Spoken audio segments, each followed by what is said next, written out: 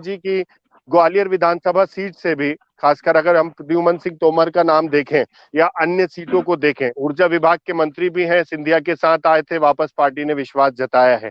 कितने विश्वास पर ये खरे उतर पाएंगे दोबारा? देखिए, मैं आपको बताना चाहूंगा कि टीवी9 डिजिटल पर इनके नामों की चर्चा पहले ही कर दी गई थी कि लगभग लगभग जो सिंधिया समर्थक हैं उनको टिकट दिए जाने हैं। ग्वालियर जिले से जो सिंधिया समर्थक हैं उनमें इनका नाम काफी बड़े स्तर पर शुमार है कि ये काफी कट्टर समर्थक सिंधिया के माने जाते हैं। अब चूंकि इनको टिकट क्लियर हो गया है, अभी थोड़ी देर पहले ही मेरी इनसे बातचीत हुई थी, तो सीधे सीधे ना बात करते हुए उन्होंने संकेत दे दिए थे कि अब वो पार्टी आला कमान का जो आदेश उनको आ गया है वो अब जनता के बीच जाएंगे, और आज से वो जनता के बीच उन्होंने जाना शुरू भी कर दिया है। और यूं कहें कि वो पहले से ही भूमि पूजन और उद्घाटन के जो उनके कार्यक्रम थे उनमें लगातार वो जुट गए थे। तो इससे कयास लग गए थे कि जो सिटिंग एमएलए हैं, तो जो सिटिंग एमएलए बीजेपी के उनको टिकट दिए जाएंगे। भारत सिंह कुशवाहा को भी टिकट दिया गया है, उद्यानिकी की मंत्री हैं प्रदेश सरकार में। साथ ही आपके गृह मंत्री नरोत्तम मिश्रा भी दतिया विधानसभा सीट से हैं। चंबल अंचल से अभी 4 नामों की घोषणा की गई है 57 नामों में से।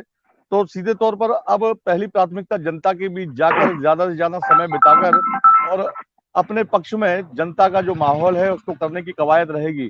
क्योंकि ज्योतिरादित्य सिंधिया के जो समर्थक जो मंत्री हैं उनके सामने 2020 की जो रणनीति थी जो कांग्रेस ने बनाई थी, जिसमें टिकाऊ और बिकाऊ का एक नारा चला था, तो इस तरह की परिस्थितियां आज भी उनके साथ बनी हुई है। तो जनता के बीच जाकर और जनता का समर्थन पाना एक बहुत बड़ी चुनौती अब जो प्रत्याशी हैं भाजपा के चंबल अंचल में उनके लिए रहेगी।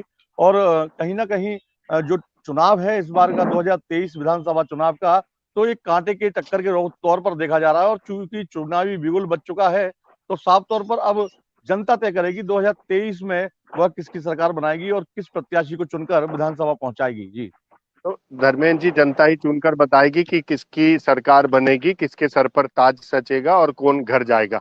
लेकिन सबसे महत्वपूर्ण ये भी हो जाता है क्योंकि 2018 की विधानसभा चुनाव में ज्योतिरादित्य सिंधिया भी कांग्रेस की तरफ से एक बड़ा चेहरा थे, लेकिन अब वे भारतीय जनता पार्टी में है, उनकी तरफ से बैटिंग करते हुए नजर आएंगे। लेकिन जो खासकर ग्वालियर क्षेत्र के जो उनके साथी थे, जो उनके साथ में कांग्रेस छोड़कर भाजपा में आए थे, उनको भी वो टिकट दिलाने में सफल रहे हैं।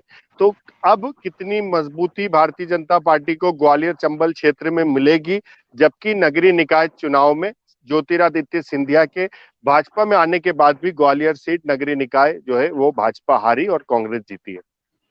जी देखिए, ग्वालियर से ऊर्जा मंत्री प्रद्युमन सिंह तोमर का टिकट फाइनल हुआ है अभी सूची में। तो सीधे तौर पर जो ग्वालियर विधानसभा है वहां पर कई ऐसे वोट बैंक है तोमर समाज का, कहें क्षत्रिय समाज का और ब्राह्मण समाज का, जो एक रणनीति के तहत वोटिंग करता है। चूंकि ग्वालियर चंबल का जो हिस्सा है ग्वालियर, उसके आसपास जातिगत आधार पर ही टिकट का वितरण ज्यादातर होता है। और ग्वालियर जो विधानसभा है वो भी जातिगत आंकड़े अगर देखे जाएं तो ठाकुर और ब्राह्मण एक निर्णायक भूमिका में है।